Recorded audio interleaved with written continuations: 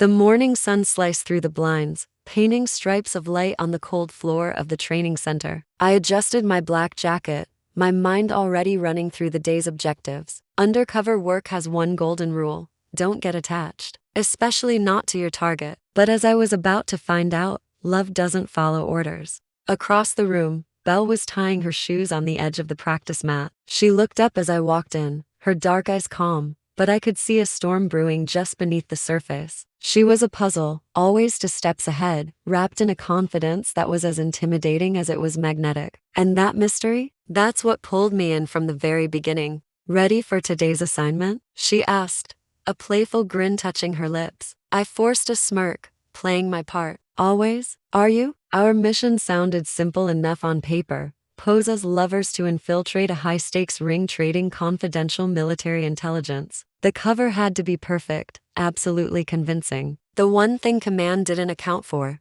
the possibility that our act would start to feel terrifyingly real. By day, we were flawless. We held hands in crowded cafes, shared soft smiles for the hidden cameras, and exchanged secret glances when the rest of the team wasn't looking. Every touch, every laugh was a carefully choreographed move in a deadly dance. But at night, when the city lights blurred and the scripts were put away, the lines between the mission and reality began to fade. A different connection was forming in the silence, something that felt less like a lie and more like truth. That evening, with rain tapping a gentle rhythm on the rooftop, we were reviewing intel files. Belle leaned over my shoulder to look at the screen. Her perfume was faint, but it was enough to make my head spin. I tried to focus on the mission logs, on the cold, hard facts, but my own heartbeat was a loud, distracting drum against my ribs. "You're distracted," she whispered, her voice a low hum right next to my ear. I swallowed, my throat suddenly dry. "No, just tired." She just smirked, that knowing little smile, and stepped even closer. "You're lying." Again.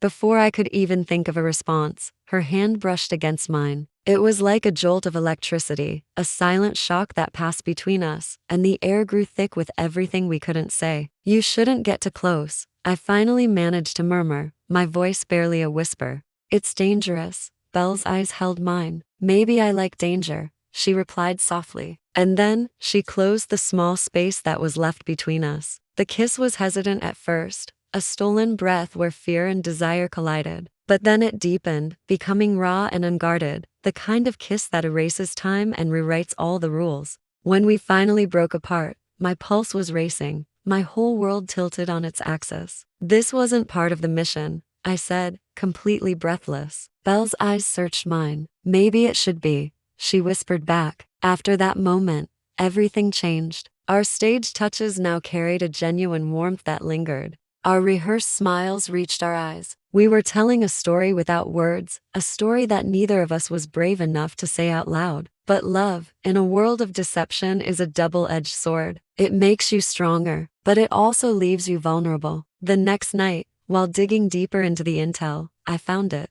A hidden file, a secondary mission objective. My blood ran cold as I read the words. Belle wasn't just my partner. She was a double agent. Her real assignment was to get close to me, to use our connection to extract the very secrets I was sworn to protect. The woman I had fallen for, she was the most intricate part of the lie. The trust I had given her, the feelings I had let grow. It was all a weapon pointed directly at my heart. When Belle walked into the safe house later that night, I was waiting. The files were closed, but the truth was wide open between us. Love and betrayal waged a war inside my chest. "How long?" I asked, my voice trembling with a pain so sharp it was hard to breathe.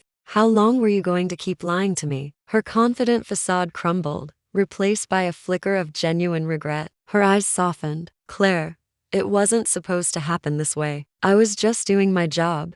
Tears pricked my eyes, hot and angry. "So was I shot back, "until you made me forget which side I was on." The silence that followed was heavy, suffocating. She took a step towards me, her own voice dropping to a whisper. "What if I told you that part of it was real? That we were real?" I wanted to believe her. God, I wanted to throw the mission, the lies, and all the danger to the wind and just hold on to that one sliver of hope. But love, like war, always demands a price. And I knew the bill was coming due. Just then, the distant wail of sirens began to cut through the night, growing closer. Our time was up. The operation was closing in. With a shattered heart, I made my choice. I had to follow my orders, my duty. I turned away from her, each step feeling like a betrayal of my own heart. Goodbye, Belle. As I walked out into the chaos of the approaching storm, her last words followed me, a ghost in the wind. You were my truth, Claire. Thank you for joining us on this emotional roller coaster. The story of Claire and Belle is far from over.